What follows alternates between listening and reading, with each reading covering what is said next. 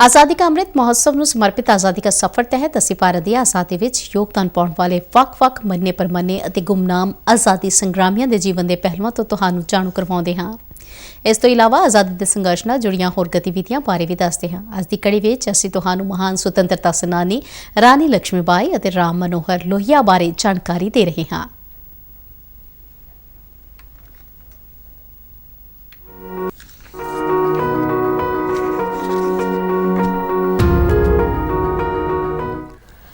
ਅੱਜ ਅਸੀਂ ਝਾਂਸੀ ਦੀ ਮਹਾਨ ਸੁਤੰਤਰਤਾ ਸੈਨਾਨੀ ਰਾਣੀ ਲక్ష్ਮੀ ਬਾਈ ਨੂੰ ਯਾਦ ਕਰ ਰਹੇ ਹਾਂ, ਜਿਨ੍ਹਾਂ ਨੇ 18 ਜੂਨ 1858 ਨੂੰ ਮਾਤਰ ਭੂਮੀ ਦੀ ਰੱਖਿਆ ਲਈ ਆਪਣੇ ਪ੍ਰਾਣ ਨਿਸ਼ਾਵਰ ਕਰ ਦਿੱਤੇ। ਅੰਗਰੇਜ਼ਾਂ ਦੇ ਖਿਲਾਫ ਉਹਨਾਂ ਦੀ ਬਹਾਦਰੀ ਤੇ ਵਿਰੋਧ ਦੀਆਂ ਕਹਾਣੀਆਂ ਅੱਜ ਵੀ ਸਾਰਿਆਂ ਦੇ ਦਿਲਾਂ ਨੂੰ ਗੌਰਵ ਤੇ ਆਭਾਰ ਨਾਲ ਭਰ ਦਿੰਦੀਆਂ ਨੇ। ਰਾਣੀ ਲక్ష్ਮੀ ਬਾਈ ਦਾ ਜਨਮ 16 ਨਵੰਬਰ 1835 ਨੂੰ ਹੋਇਆ ਸੀ।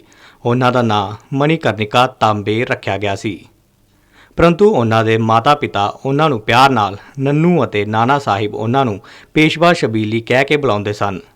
ਉਹਨਾਂ ਦੇ ਪਿਤਾ ਬਿਠੂਰ ਚਲੇ ਗਏ, ਜਿੱਥੇ ਉਹਨਾਂ ਦਾ ਪਾਲਣ ਪੋਸ਼ਣ ਕੀਤਾ ਗਿਆ ਅਤੇ ਨਾਨਾ ਸਾਹਿਬ ਤਾਤਿਆ ਟੋਪੇ ਅਤੇ ਰਾਗ ਸਾਹਿਬ ਦੇ ਨੇੜਲੇ ਸੰਪਰਕ ਵਿੱਚ ਆਏ।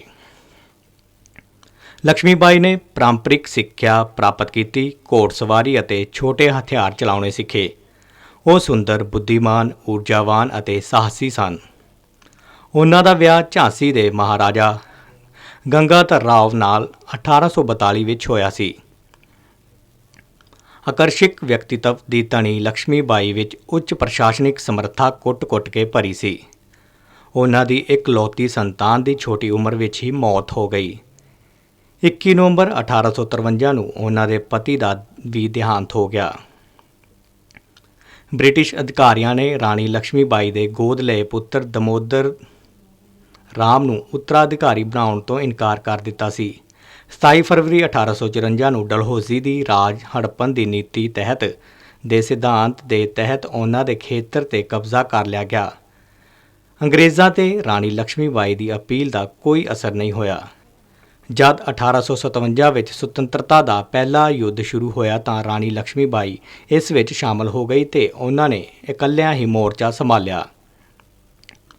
18 ਜੂਨ 1857 ਨੂੰ ਸਿਪਾਹੀਆਂ ਵੱਲੋਂ ਜ਼ੋਖਨ ਬਾਗ ਵਿੱਚ ਅੰਗਰੇਜ਼ਾਂ ਦੀ ਨਸਲਕੁਸ਼ੀ ਅਤੇ ਉਹਨਾਂ ਦੇ ਦਿੱਲੀ ਜਾਣ ਤੋਂ ਬਾਅਦ ਰਾਣੀ ਨੇ ਸਰਕਾਰ ਦੀ ਬਾਗਡੋਰ ਸੰਭਾਲੀ ਅਤੇ ਸਾਹਮਣੇ ਆਈਆਂ ਚੁਣੌਤੀਆਂ ਦਾ ਸਫਲਤਾਪੂਰਵਕ ਸਾਹਮਣਾ ਕੀਤਾ।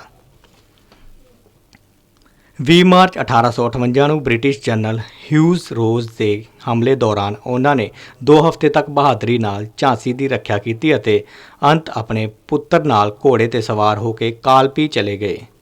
ਬਾਅਦ ਵਿੱਚ ਉਹ ਤਾਤਿਆ ਟੋਪੇ ਅਤੇ ਰਾਵ ਸਾਹਿਬ ਦੀ ਸੈਨਾ ਵਿੱਚ ਸ਼ਾਮਲ ਹੋ ਗਏ, ਪਰੰਤੂ ਉਹਨਾਂ ਦੀ ਸੰਯੁਕਤ ਸੈਨਾ ਨੂੰ ਅੰਗਰੇਜ਼ਾਂ ਨੇ ਹਰਾ ਦਿੱਤਾ। ਇਸ ਦੇ ਬਾਅਦ ਲక్ష్ਮੀ ਬਾਈ ਗਵਾਲੀਅਰ ਪਹੁੰਚ ਗਏ ਅਤੇ ਗਵਾਲੀਅਰ 'ਤੇ ਕਬਜ਼ਾ ਕਰਕੇ ਅੰਗਰੇਜ਼ਾਂ ਨੂੰ ਹੈਰਾਨ ਕਰ ਦਿੱਤਾ। ਜਦ ਸਰ ਹਿਊਜ਼ ਰੋਜ਼ ਨੇ ਗਵਾਲੀਅਰ ਕਿਲੇ 'ਤੇ ਨਵੇਂ ਸਿਰਿਓਂ ਹਮਲਾ ਕੀਤਾ ਤਾਂ ਰਾਣੀ ਨੇ ਅੰਤਮ ਦਮਾਂ ਤੱਕ ਮੁਕਾਬਲਾ ਕੀਤਾ। ਉਹ ਦੋਨੋਂ ਹੱਥਾਂ ਵਿੱਚ ਤਲਵਾਰਾਂ ਤੇ ਮੂੰਹ ਨਾਲ ਘੋੜੇ ਦੀ ਲਗਾਮ ਪਕੜ ਕੇ ਆਖਰੀ ਦਮ ਤੱਕ ਲੜਦੇ ਰਹੇ। 18 ਜੂਨ 1858 ਨੂੰ ਯੁੱਧ ਦੇ ਦੌਰਾਨ ਉਹਨਾਂ ਨੇ ਵੀਰਗਤੀ ਪ੍ਰਾਪਤ ਕੀਤੀ।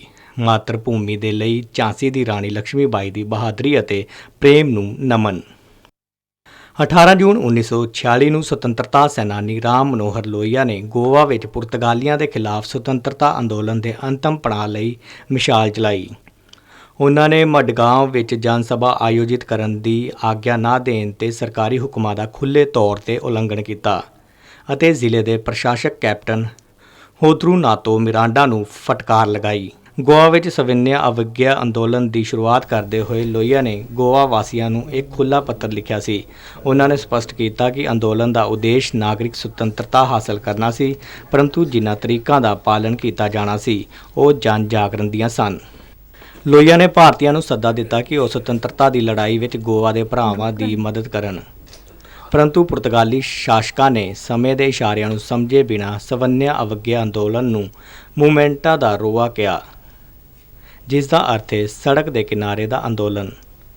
ਹਾਲਾਂਕਿ ਇਹ ਅੰਦੋਲਨ ਪੂਰੇ ਸੂਬੇ ਵਿੱਚ ਫੈਲ ਗਿਆ ਅਤੇ ਗੋਆ ਦਮਨਦੀਪ ਨੂੰ 1956 ਵਿੱਚ ਪੁਰਤਗਾਲੀ ਅਧੀਨਤਾ ਦੇ 451 ਸਾਲਾਂ ਤੋਂ ਬਾਅਦ ਮੁਕਤ ਕਰ ਦਿੱਤਾ ਗਿਆ ਅਤੇ ਇਸ ਤਰ੍ਹਾਂ ਭਾਰਤ ਦੀ ਭੂਮੀ ਤੋਂ ਅੰਤਿਮ ਬਸਤੀਵਾਦੀ ਨਾਮੋ ਨਿਸ਼ਾਨ ਮਿਟਾ ਦਿੱਤੇ ਗਏ।